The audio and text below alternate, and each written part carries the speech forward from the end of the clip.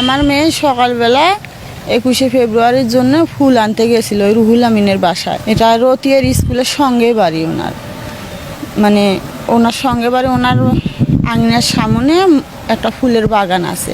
আমাদের সাথে ওই লোকটার অনেক, রুহুল আমিনের অনেক ঘনিষ্ঠতা, বন্ধুত্ব, মানে নিজের বাবাকেও যে শ্রদ্ধা করি না ওই মানুষটাকে আমরা শ্রদ্ধা করি। তিনি যে এত বড় আঘাত দিবে আমরা জীবনেও ভাবি নাই। আমার মেয়ে 7টার আগে গেছে, সকালে আমাকে বললো আম্মু আমি ভাইয়ের কাছে যাব ফুল আনতে। তা আমি বললাম তো ছোটো ভাইয়ের সাথে করে নিয়ে যাও। আম্মু একটা যদি ফুল দেয় ওই যদি নেয় আমি কি নেবো, এই জন্যই ও শাড়ি থুয়ে আমি চলে গেছি।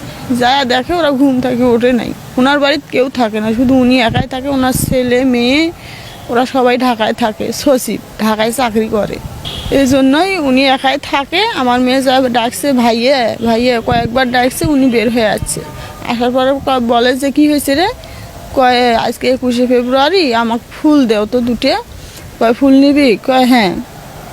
ফুল দুটো দিছে, দেওয়ার পরে আমার মেয়ে টেবিলে রাখতে বলছে, মানে অনেক মহাব্বত করে, অনেক ভালোবাসে।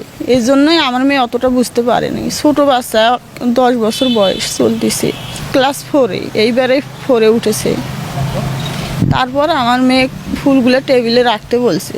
তা আমার মেয়ে হয়তো নিয়ে দেয়, খাবার মজা কিছু নিয়ে দেয়, ঘরে থাকলেও ফ্রিজে থাকলেও বের করে দেয়, খায়। তো ঘরে নিয়ে গেছে, নিয়ে যাওয়ার পর আমার মেয়ে বললো যে এদিকে আয়। তা আমার মেয়েকে বললো কেন? বলছে যে তোর, আমি কি বলবো ভাই, বললো যে সেলোয়ারটা খুল। আমার মেয়ে বললো কেন সেলোয়ার কেন খুলবো? যখন বলছে আমার মেয়ের মুখটা চাপি ধরে কই কিছু নয়। তা আমার মেয়ে ভয়ে আর কথা বলতে পারেনি। ওর আপু ওনার ভাইয়ের বাসায় গরুর ফার্ম আছে, সেই বাসার মধ্যে কাজ করে, সেই সাহসে আমার মেয়ে ওখানে যাতায়াত করে, আমরাও যাতায়াত করি। এই রুল আমি যে এত বড় খারাপ আমি জীবনে ভাবি নাই। নিজের বাবার থেকেও বেশি ভালোবাসছিলাম ওনার বাড়িতে কাজ করে দেখি যে উনি এইরকম একটা করলো, একলা বাড়ি ভাইয়া আমার মেয়েটাকে। রুহুল আমিনের বয়স 48 নাইলে 50 এইরকমই হবে।